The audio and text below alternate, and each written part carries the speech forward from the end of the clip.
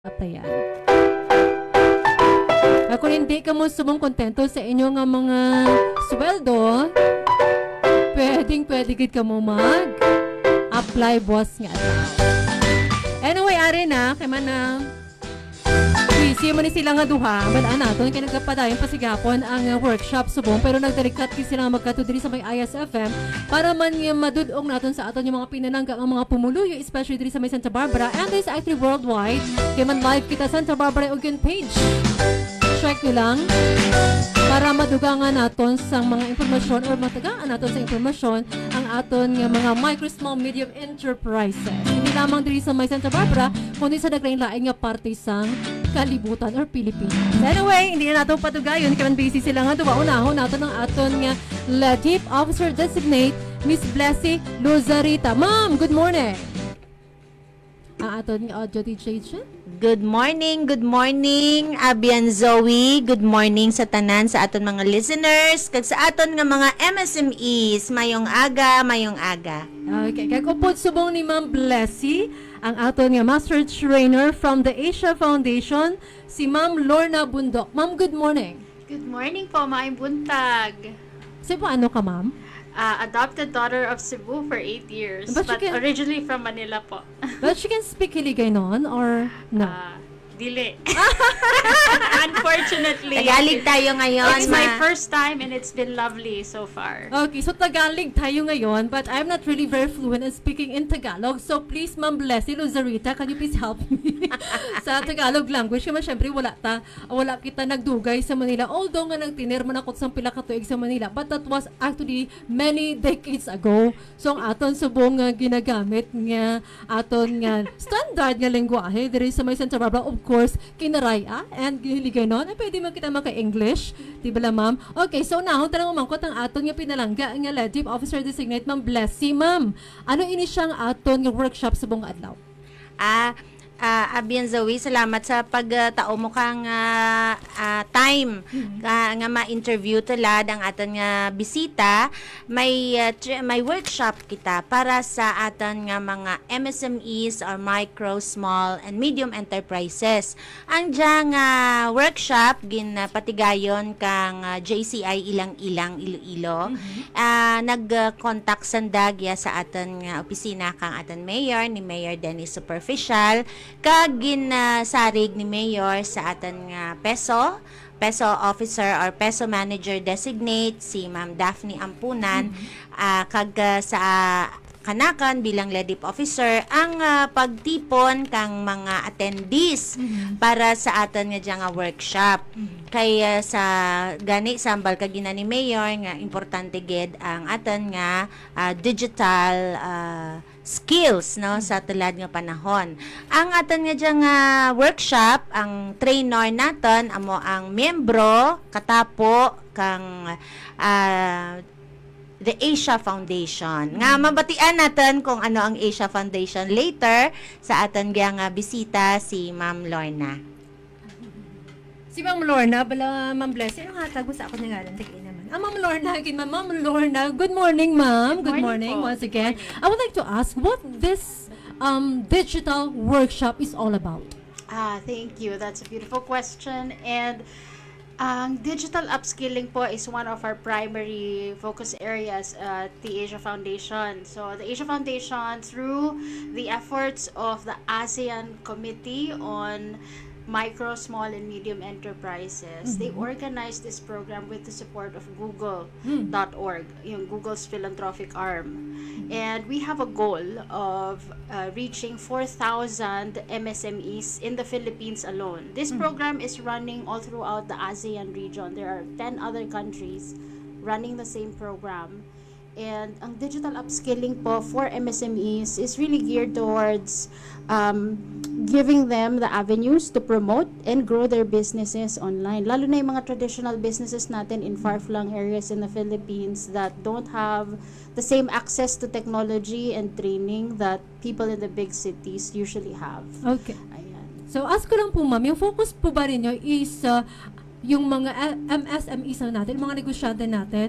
Opo. MSMEs po lahat ng aming attendees, whether they're in business for less than a year up to 5 years or more. There's always room to grow, lalo na yung mga on the fence about adopting digital tools. Automation, their stock of social media, digital marketing, social media. How do they use these tools para ma-grow ang kanilang business? Kasi iba, they use it more for personal, but they don't really have a long-term strategy for using the same tools for their business. Yan po ang aming tinuturo ngayon all over the Philippines. Okay, in what way po makakatulong sa kanila ang workshop natin? Ito pong workshop na to ay makakapagbigay sa kanila ng practical knowledge, no, that they can readily apply. Meron po kasing mga worksheets, workbook kaming pinoprovide, no, that they can use over and over again, not just in drafting a long-term strategy, no, but also giving them practical. What do I do in the next 15 days? What do I do in the next 20 days, etc., up to the first 90 days. And usually by the end of the 90th day, they get to see their business in a new light. Marunong na silang mag-measure ng performance nila online, marunong na silang mga laga ng data of customers that they interact with online. They're able to see now with a new lens, no, kung ano yung performance ng business ko last year versus this year after I attended the workshop.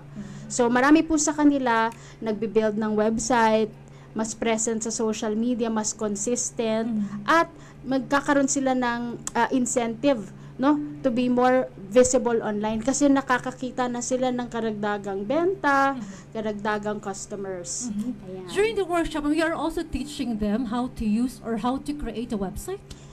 Not in depth, but we show them the tools. We usually have a show and tell kasi not all of them have their laptops present. They have a mobile device. So what's accessible on the mobile device is usually the Facebook pages, business pages at that. So we show them the tools that they can use right away on site. But at the same time, the workbook allows them access to more resources. Kung gusto nila mag-build ng website, you know, and this is an eye-opener. A lot of the feedback that we've received that I didn't know ganun pala kadali mag-build ng website. Kung na ako'y Facebook page, then ganahan kong mag-build ng website because I can do it in 2 hours. Without fee. Yeah. I mean, they can do it themselves. That's what we want them to understand, that it's not as intimidating as it sounds, right? If they want a free website, there's tools for that. If they want a paid website, there's also tools and budgeting for that. Yun yung mga sa owners, very important because they're in the dark mostly. Kala nila pag website, sobrang dapat rocket scientist ka. Hindi naman. Ayan. Kasi ngayon yung platform na ginagamit nila to sell their products actually only Facebook. Yes, yes. And so we give them a taste of, okay, these are other businesses that launch their small businesses at home, in their kitchens or in their garages. And this is how they use digital tools to transform that business into a thriving, stable business, if not a multi-branch enterprise. Yeah. Ma'am Blessie, ask ko lang ma'am, paano niya siya makabulig sa aton ang digital workshop subong sa aton nga mga micro, small, medium enterprises, dari particularly diri sa may Santa Barbara, kay balaan naman naton ang mga negosyo sa aton nga mga pinalangga nga mga negosyante is mga native products, mga muna siya, medyo kagmay lang gid bala yung mga negosyo. How can this help them? Ang ato nga digital, tawag nato na, digital marketing na nimo, digital marketing na. So, paano na siya makabulig sa ila? So, there's skills po, like, tama yung sinabi nyo na maliliit na negosyante kahit na kakanin, native, like mga craftsman, right? So, galing lang kaming Gimaras, and you know how they also thrive on cottage industries. So, daghang opportunities outside of the municipality, maybe across towns or several provinces. And we expose them to, okay, if you have a product, ito yung launchpad mo. Ganito natin iposisyon yung kakanin mo. Ganito natin i-present sa social media because food is its own marketing agenda, right? Versus retail or apparel. So, sa ating mga MSMEs, naka-segment yan sila. The examples that we give them are people like them okay, who grew businesses from their kitchen, nagluto ng biko. How did they present the biko or the suman in a presentable, because pictures sell on social media. People buy experiences starting with online interaction. Right? So we teach them how to take photos, how to make captions, how to reach the right audience, and how to have repeat business using data, no? So merong data, it sounds analytic, sobra. Pero really, kung tinuturuan natin mga negosyante natin paano maglista, paano mag-record, paano mag-track ng pinakasuki mo, pinaka-loyal customer, and how to keep them coming back. So there's the retention strategy without calling it retention strategy sa business, retention of customers to keep them coming back. And then there's the acquisition. How do you get more people to get to know your product? Using photos, videos, and the latest apps that's easy to use, that even a 10-year-old can use. Ginagawa lang natin siyang strategy for a business na pwede nilang ma-measure. So even the smallest of smallest are we've traveled all over the Philippines conducting this workshop. We've taught people who make ginamos to brand their ginamos and launch it to market. Teach them packaging, how to label it properly so it's visible, and how to bring it to market. Right? So, hindi naman siya womb to tube, but we teach people really how to make the most out of online channels that's underutilized. Kasi, kailan kayo nagpo-post pag may time? Usually walang time. So, we teach them a discipline. There's a faster, more efficient way of doing this. Ganyan. So, yan po yung ating workshop ngayon na practical, sobrang practical. We ask them to whip up their phone and use the phone. Right? If they don't have a laptop or a desktop. Okay. Gusto ko lang po magtanong kasi medyo nababother ako. What is actually the difference, naku-curious lang ako, between digital business and online business? Well, it's not too different. Okay? So an online business is a business that you primarily promote online. A digital business, you can be selling books, you can be selling goods and services using digital channels as a way to market. So, online real estate and digital tools to help promote that online real estate is connected. Okay? So, it's not one and the same. Online business can be, you have a brick and mortar massage place, spa, right? Meron yan, pwesto. Okay? Pero ipopromote mo siya, meron siyang website. May online presence siya, may online real estate. So, it acts like a storefront, an invitation for people to come and visit your real store or shop, right? So digital channels make it a lot easier. Okay, so digital and online. I hope you're not confused after this. Correct, I'm confused. Pareho lang po siya. Oo, so it's so tight, it's connected that any business that wants to launch a website, starting in Facebook, okay, they can call themselves an online business. Right? A business that conducts and gathers customers, attracts customers using online channels. Yan. Okay. Thank you very much, Ma'am Lorna. You're welcome. Makuto naman nato ng aton nga LEDIP Designate Officer, Ma'am Blessie Luzarita. With regards sa, kay Ma'am si Ma'am Blessie is actually one of the administrators. Parang administrator, ganyan. Yes. Sa isa ka page, i-mention ko na lang, kaya man na amo man sila nagabulig sa aton for the advertisement sa aton nga mga activities, projects naton, kaya mga ganito patigayon natin dito sa may Santa Barbara. How many Santa Barbara homes are there in Facebook? So, she's one actually of the administrators. So, ma'am, bilang administrator, kaya as well as LEDIP Officer Designate naton, paano naton nabuligan ang aton nga mga MSMEs para nga masustain nila ang magbaligya sa ilang nga mga negosyo through this online platform? Wala na sa script, Mama. So, kabiyan Zoe. Wala. Wala kita script sa mga ano. Oo. As a local economic development officer, siguro ang I cannot help but also live what I believe, hindi lang diri sa sulod sang akong obra, but also pagwa ko. Kinanglan na imbibe ko, na absorb ko, kag part sang akong nga narrative, part sang akong life. That's why nga daw hindi ma-separate, no? Hindi mabulag ang akon nga pagka LEDIP officer kag ang akon nga pagka admin sang isa ka page nga. Hindi natin pag-mention kay basi magsikat pag Hindi okay lang na sa ma'am because kamo man one of the platforms mga nagaburig sa aton, di ba? Maburig ligay lang kita. Oo. Di ba? Yes. But siguro a little backstory, no, during the pandemic at the time nga work from home, nag-adopt sang work from home ang aton nga LGU, ang aton nga munisipyo.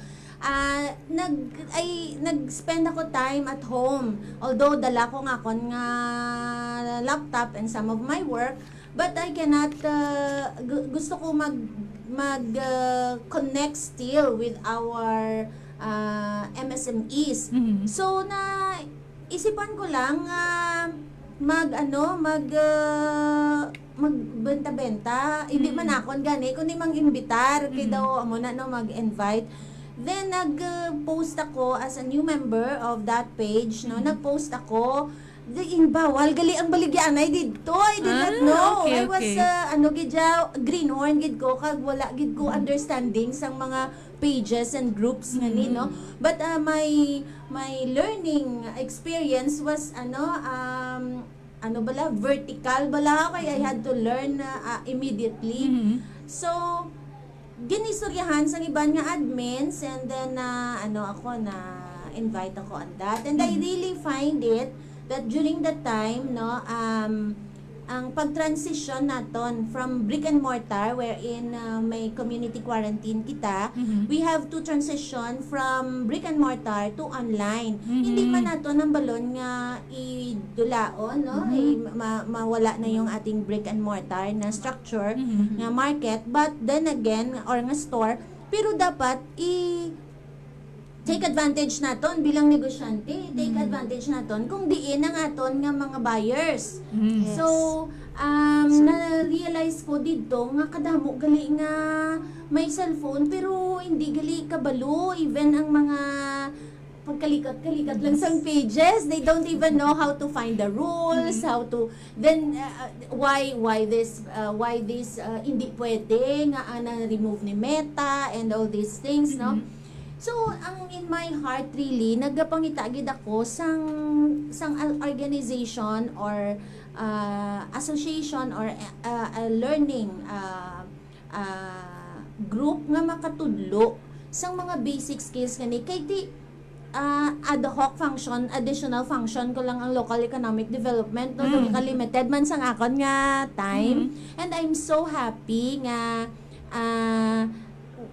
Santa Barbara is fortunate to be one of the to have a slot, no, out of the 4,000 nga target sang aton nga the Asia Foundation all over the country, and by September ma-close na ni ko na sila kay Yes. they're nearing, no, Yes. the target of 4,000. So fortunate gid kita kag nakita ko didto kagina Abian Zoe nga structured, guided, replicable, and practical gid. Sa ilang nga ginatudlo, inaba lang daw hindi siya bala makulbaan kay kadamo sang aton nga mga magagmay nga negosyante nga gusto yaman tani galing no nadlok siya. No, may ara always fear of hindi ko nakabalo. Yes. Kag may ara man somehow nga daw fear of success. Kay may Correct. ara man nga ay kay ron ko mag-advertise ako online. Damo-damo Yes. order ko basta hindi ko masarangan so diri lang ko yaa. Gaamo na sila. And also ang pag-increase ang aton customer also promotes ang aton nga employment. Yes, Amo gid na. absolutely. That's why nga diri nagpartner gid ang aton nga PESO, Office ang aton nga Public Employment Services, and the LEDIP Center, because ang economic development and employment goes hand in hand. No? Imagine na ginaistoryahan na mo ni Ma'am Lorna, 99.5% of our businesses is MSMEs, and I can attest and confirm on that because as local economic development officer, ginalantaw manakon ang aton mga businesses nga naka-register sa aton nga one-stop shop, and true enough, no, kaduro-duro gid ta na, and yes, 99.5% of our businesses are MSMEs. Absolutely. So, amo na ang mabuligid sang aton nga pag-empower sa aton nga mga MSMEs sa online marketing nila, kay our customers are in online, no, gusto nila convenience. Tama gid kami gina-agree ni Ma'am Lorna, mga Convenience. keywords nga similar gid ang amon nga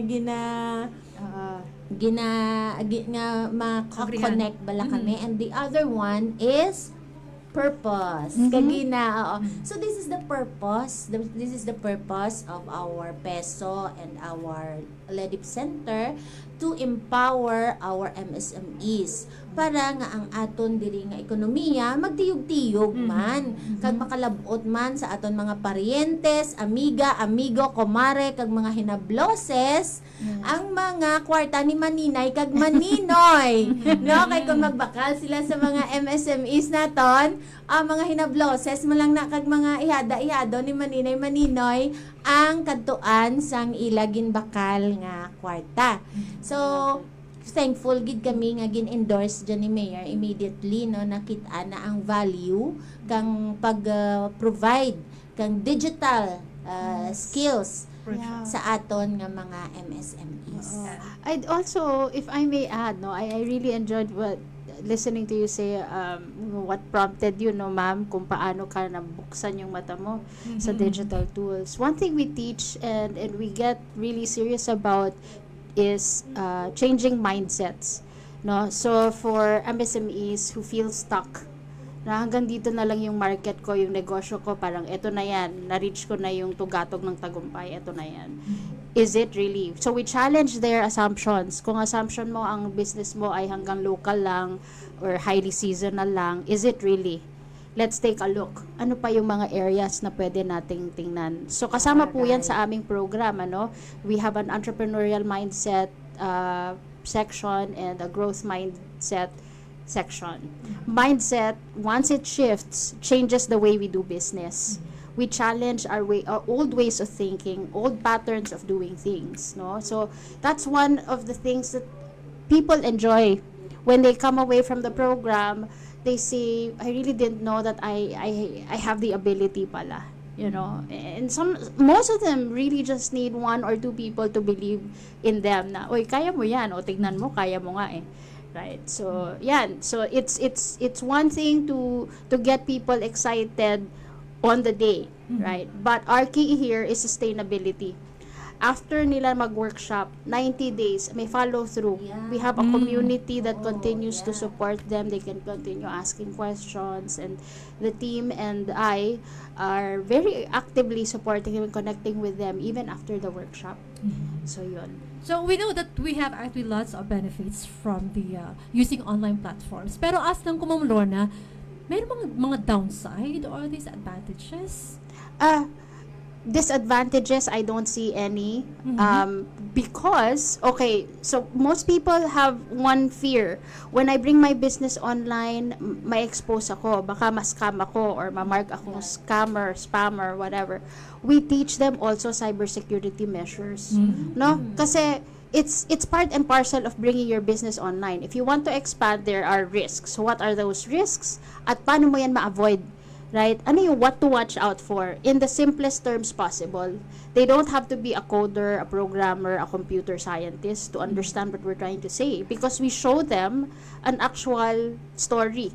Okay, what to watch out for and how to safeguard your business online. Yes, you are interacting with more people now, but that's also opening the doors and the windows to your business for strangers that, you know, unscrupulous characters ba that have bad intention. So what to watch out for. So wala ako nakikitang disadvantages. To this point po, people approach the program or the sessions with fear. but they come away not without fear, but knowing how to address those fears. I think that's the differentiator. Instead of the disadvantage, it's a program differentiator that we have. Is we teach them how to take care of themselves if they do decide to invest in an online presence. I just wanted to share this one kasi napanood ko lang maybe days ago. Do you know Glenda of Brilliant Skin?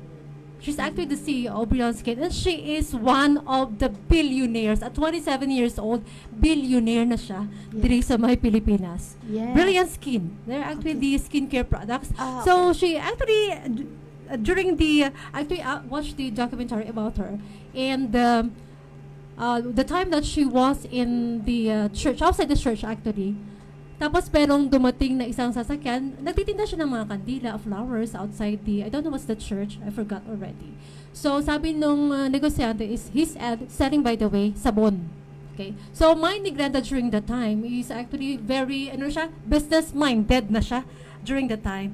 So she told that businessman that she was going to buy 1,000 pieces of soap. 1,000 pieces of soap, so 50 pesos ang baligya niya sang sabon. Okay. So, actually, nagapangalaga lang siya, mamo. She's actually nagabakalan siya sang mga, imol-imol siya sang una. She's actually really very poor sang una. Mga nagapangalaga lang siya, basiyo, Di man taman newspaper. kadalong nga Ilonggo, Adlin Zoe. It's okay. I can get context. Thank you. She's actually, ano bang mga nangangalakan? Selling. Okay. Yung mga bote, Sidewalk. bakal, yung ginagawa niya. Magbobote. Yeah, magbubuti. magbukal. During the time, she's actually studying.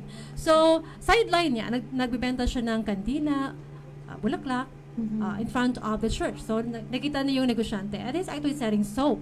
So, tapos, bumili si Glenda ng 1,000 pieces of soap. Tinitinda niya 50 pesos each. Okay. So, ang ginawa niya, in-online business niya, yung soap. Okay. So, how old was she during that time? She's only, by the way, 12 years old.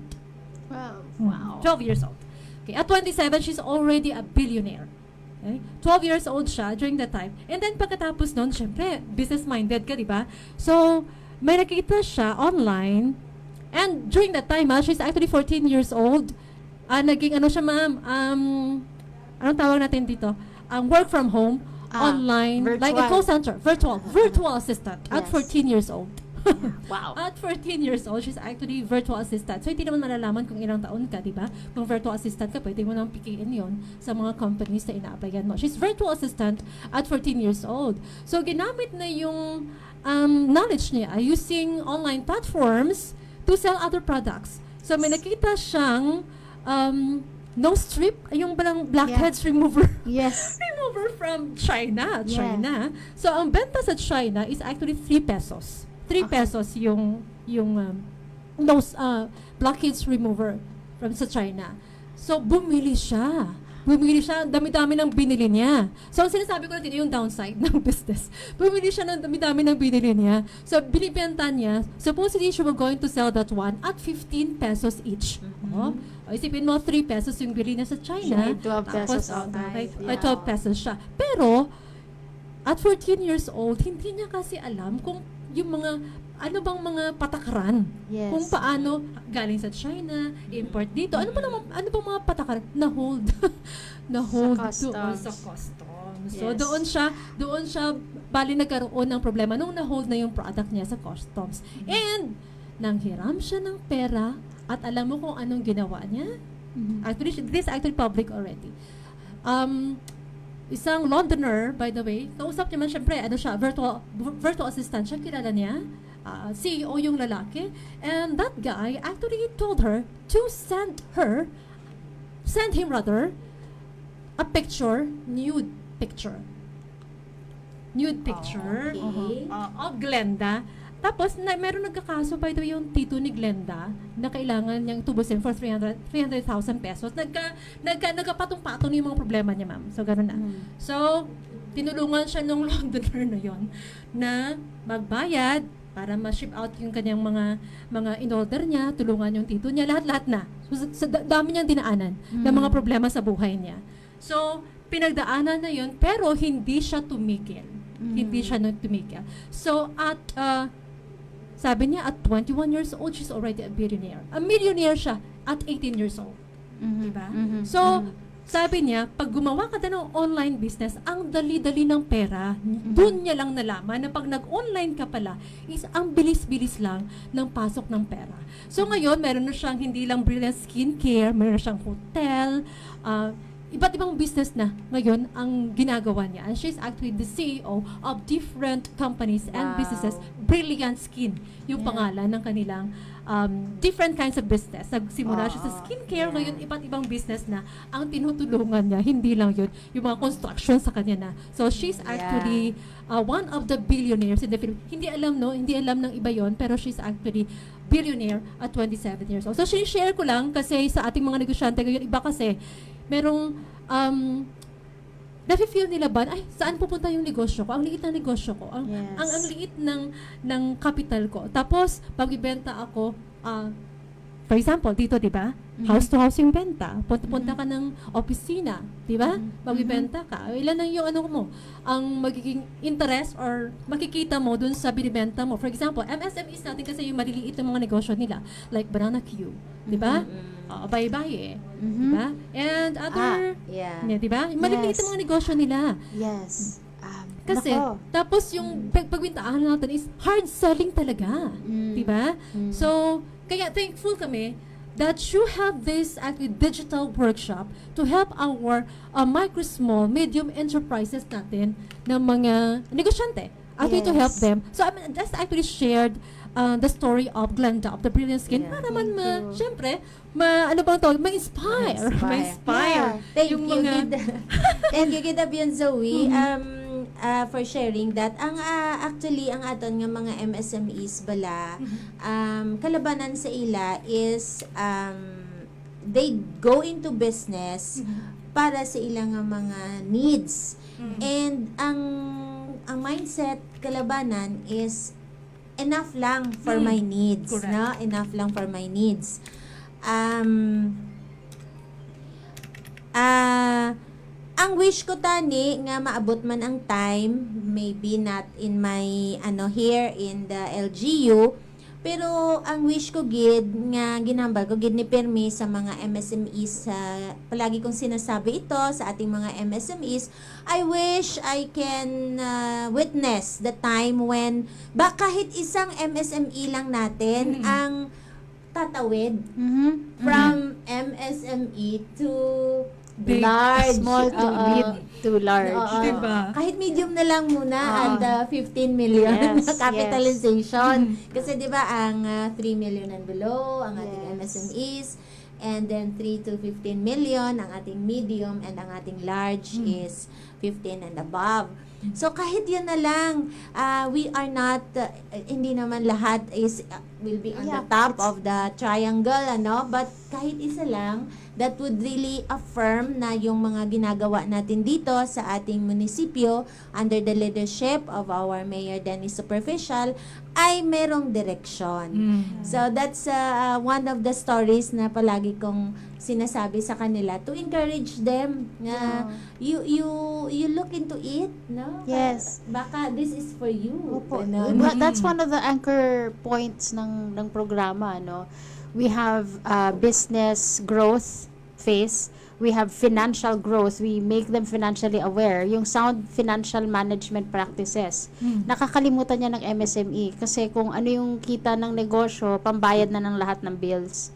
Right? So ang site nila, wala na siya doon sa pagpapalago ng negosyo, but survival. We teach them beyond survival. Well, there's nothing wrong with just surviving and staying afloat, keeping the lights on, but it's better to think of your business going beyond just survival mode, but thriving mode. You know, na nagfo-flourish ka, profitable, you have people, you have sustainable practices. So, ang daming ingredients and factors that contribute to a business success. Hindi lang siya yung pera, gusto kong kumita ng pera. That's a great motivation, right? But how to get from point A to point B? we teach them discipline, we teach them good housekeeping practices sa kanilang libro, sa kanilang finances. Yeah, be mindful of your expenses and where to reinvest money that you earn. Hindi lang siya pang shopping spree o pagkain sa labas for one weekend, right? How do you intelligently make use of the profit that you've just worked so hard to earn? So, yun yung pong aming nuggets that we impart throughout the practical sessions, ano? Kasi mapapaisip nga naman sila.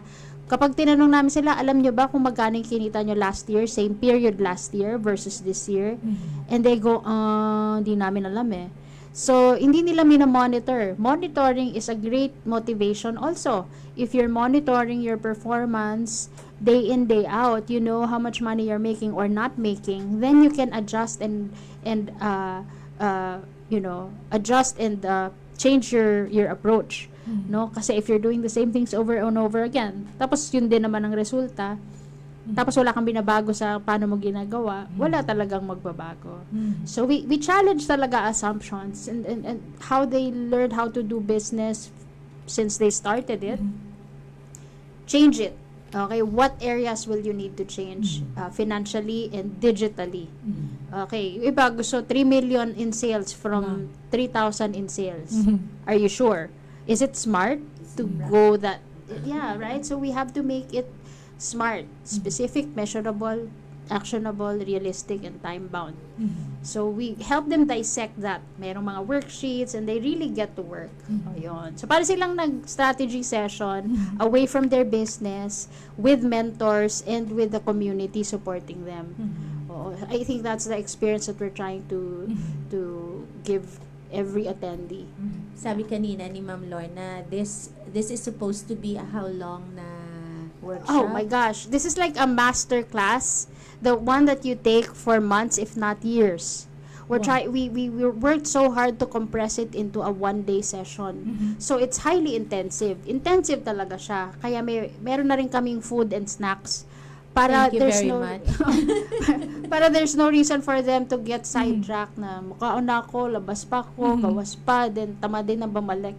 So we just give them an environment that helps them stay refreshed, focused, supported. You know, that's a big difference kasi MSMEs don't get a lot of support from mentors like them, right? There's government support, but they don't even know that these things exist, right? Ang daming programang government. But buti na lang po dito, no, sa mga LGUs that we've worked with, they're very actively going out and inviting people in. So I can just imagine our biggest run was like in Iligan, I think a few months back, we had about 99 people in one room. We were expecting 40, 99 came.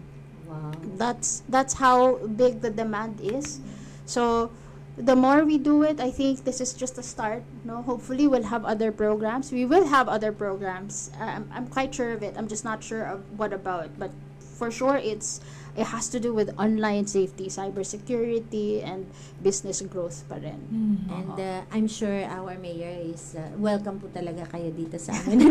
Hindi pa naka-oo si mayor, pero in behalf of mayor, welcome. Welcome mo din ako sa amin.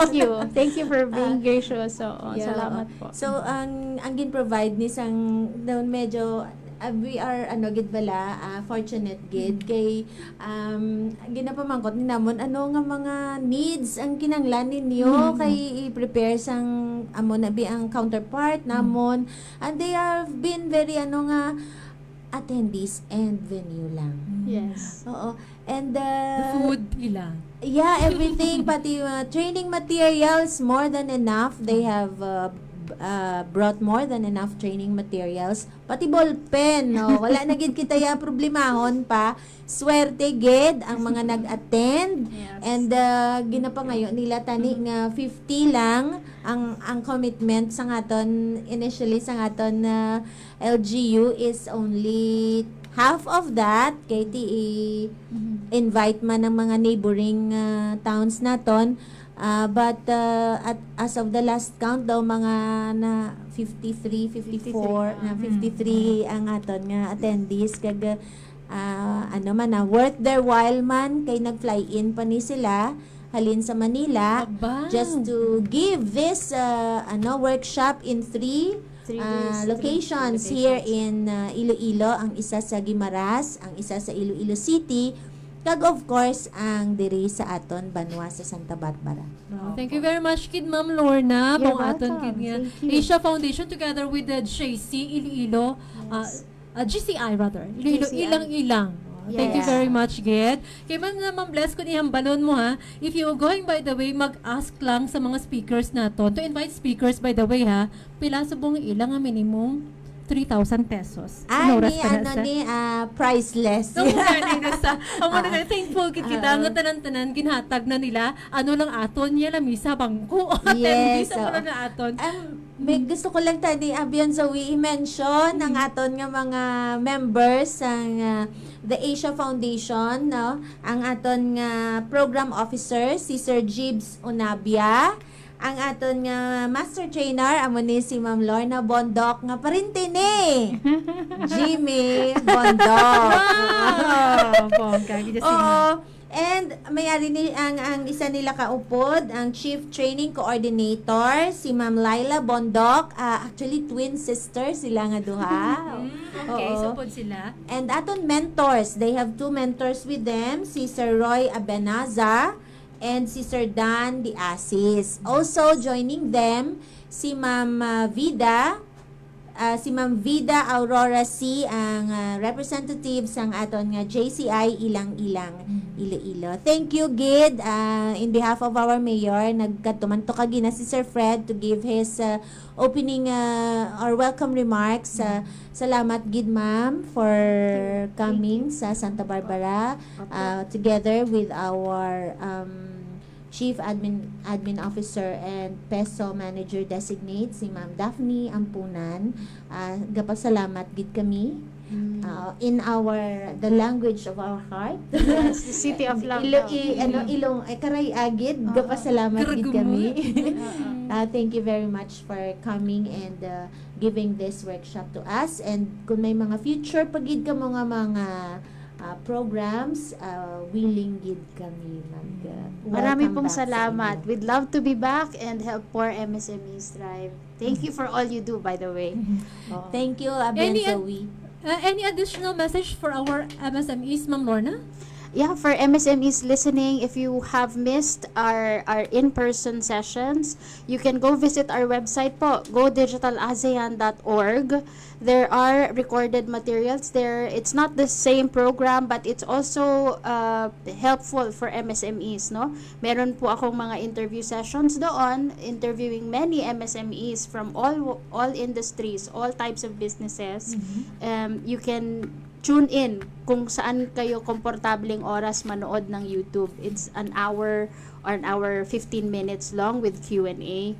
So, recorded na po ito. Parang nanood lang kayo ng telenovela. Paki-channel na lang sa ibang effort to help your business thrive also. Oo. Yeah. Ma'am Blessie? Thank you very much, Abian Zoe, for this time and for accommodating us. I'm sure ang aton mga MSMEs nga nakapamati kag kung may playback ini ang aton nga interview, they will find it valuable, especially ang mga tips nga gin-mention ni Ma'am Lorna. Thank you. Wow. This is so opportune, no? ISFM 106.7, radio station that cares. Wow! Thank you, Ma'am Lorna. Thank you, Ma'am Blessie. Thank you, And Gid. thank you, Gid. Sa dako nga bulik. And very much welcome kid Ma'am Saliwat. Hopefully you can come again sa may Iloilo, especially sa may Santa Barbara, to do another digital workshop. Thank you very much. Napatian ang aton yung mga pinalangga. Ma'am Lorna Bondoc, Master Trainer sa The Asia Foundation kung aton nga Local Economic Development and Investment Promotion kung LEDIP Officer Designate naton, si Ma'am Blessie Luzarita. Thank you very much, kid Ma'ams. Thank you, kid, sa inyo. And by the way, andis kita mag-play sa aton yung mga ano ganina, aton nga mga music as well as ang aton nga mga requested songs. Maayong talaga mga mensahe kita. May utog yung Zoila kami sa Kasiman ako sa may Santa Barbara. Kami sa Barangay Miraga Gibongan, Zone 2, maayong utuman sa kay JB Sumaido, Turit Sola, Jerry Galiego sa RH Ambulance. Maayong utuman sa Santa Barbara Team Task. Greetings from Mark J, aka Dos Guapos. Mark J, good morning lang kag sa inyo dira. Maayong lagi nga pagpamati. Shout out! Marinas Basit mo nagutuhan and eatery. Kag sumani ko sa 888 Laundry Shop sa may NNB building sa may Tubang Sang, Santa Barbara National Comprehensive High School. So I'm going to let you hear sa aton nga trivia with regards sa electromagnetic radiation. Sa station na sa 106.7 IS FM, upod sa gyapon sa kadugid Zoila, Cordero, Tubtub, alas 12, subong nga uto sa Radyo Opisina. Magaga. Ugyo ang trivia.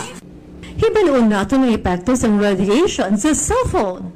Ang mga digital na equipment ang nanging addiction na sa mga kabataan kag sa mga kamalaman. Smartphone man ini, tablet o kung wifi. Nagalabot sang 6-7 ka oras sa atubang sa screen gadgets ang pila ka mga kabataan sa sulod sang isa ka adlaw. Sa mga panimalaay ka mga malls, mapaskog ang signal sa wifi routers gani libre ang mga kabataan nga magampang sa ila tablet o kung cellphone. Sa madasig niya access ang teknolohiya, peligroso ini o kung delikado ini sa ikaayong panglawas kaya man-expose kita sa electromagnetic radiation. Kung ginagamit ang cellphone at kinabutang sa dulungan, halos 80% sa electromagnetic radiation ang nagasulod sa brain tissue sang 2 ka pulgada. Mas malawig ang paggamit ng cellphone, mas dako man ang posibilidad nga makaangkon sa brain cancer. Bangod sa radiation nga permi lang na uyatan ang cellphone, mahimo nga maapektuhan ang tissue. Mas kinula pa natawa ang mga baby o mga lapsag sa tiyan sa ilang mga iloy, exposed din sila sa nasambit nga radiation. Kay man, ang mga nanay mismo na adik na sa cellphone, samtang sila ang nagabusong. Kung pero may ginabutan sa bulsa sa imong ginasuksok ng pantalon o kung largo, ang imong cellphone, maapektuhan man ang fertility ka reproductive health. Gani, kung mahimo, hindi pag-itupad sa imo nga pagtulog, ang mobile o kung cellphone, ipalayo ini, ilabi na sa imo nga ulo. Kaglimitahan man ang mga kabataan nga maggamit sa gadgets para mapaiway nga makaangkon sang baratian bangod sang electromagnetic